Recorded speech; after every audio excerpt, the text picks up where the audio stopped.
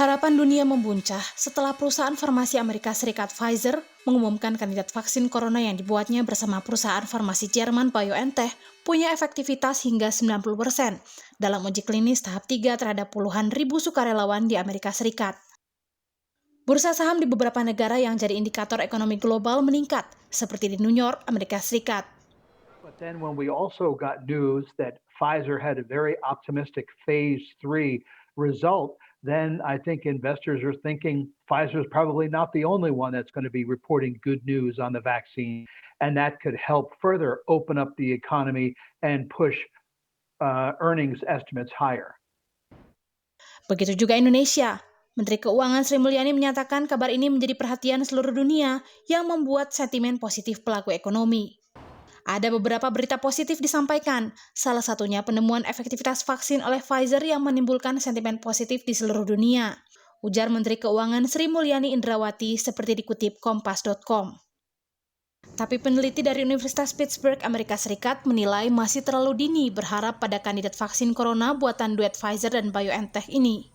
What we know today from this very limited analysis is we have started to make progress in using a candidate vaccine and seeing a reduction in disease.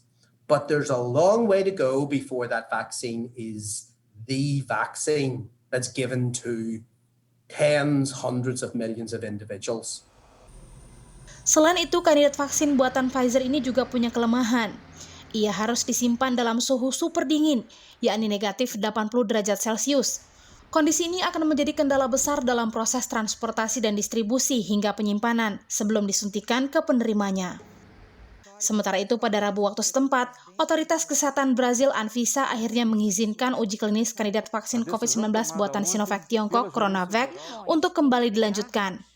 Keputusan ini diambil setelah 2 hari sebelumnya uji klinis dihentikan akibat kematian seorang sukarelawan uji vaksin. Belakangan, polisi menduga korban meninggal akibat bunuh diri dan bukan akibat pengujian vaksin.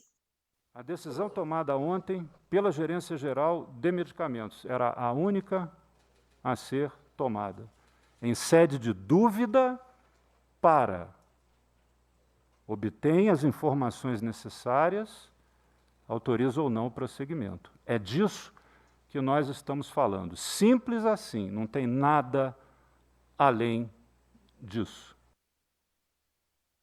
Meski kini akhirnya berlanjut, kabar penghentian uji klinis vaksin buatan Sinovac di Brazil tidak berpengaruh pada kelanjutan uji klinis fase 3 vaksin yang sama di Bandung, Jawa Barat. Di Bandung, seluruh sukarelawan uji klinis sudah menerima 2 dosis suntikan dan tidak ditemukan efek samping yang mengkhawatirkan. Kelihatannya nggak berpengaruh ya. Karena sebelum dilakukan uji klinis vaksin Sinovac ini di Indonesia, kan kita udah fase 3. Yang fase 3 itu ada banyak negara yang melakukan, yaitu selain Indonesia, Brazil, Turki, India, dan sebagainya itu ya tadi itu ya. Nah yang di Indonesia sampai saat ini semuanya sudah disuntik. Ya sudah tidak ada lagi penyuntikan karena semuanya sudah selesai penyuntikan. Tinggal sekarang diikuti keamanannya dan juga kadar zat antibodi dalam darah. Setelah disuntik ke negara, nanti lapor ke WHO, kemudian WHO yang ngambil kesimpulan. Itu adalah komitmen global penggunaan vaksin di seluruh dunia seperti itu. Oke, Badan POM. Di tanah air, konsorsium penelitian vaksin merah putih juga terus melanjutkan riset.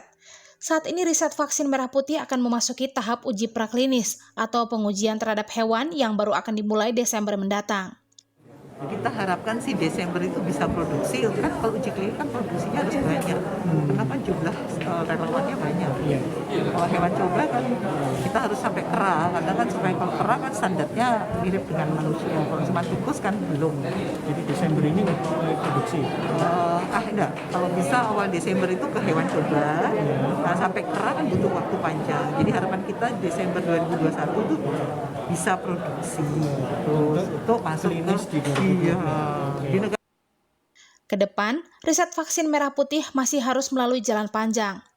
Jika berhasil membentuk antibodi pada hewan percobaan, masih ada 3 fase uji klinis pada manusia yang harus dilalui. Jika seluruh tahapan tersebut bisa dilalui tanpa ditemukan efek samping yang berat, vaksin merah putih paling cepat baru akan siap pada 2022 mendatang. Tim Liputan, Kompas TV.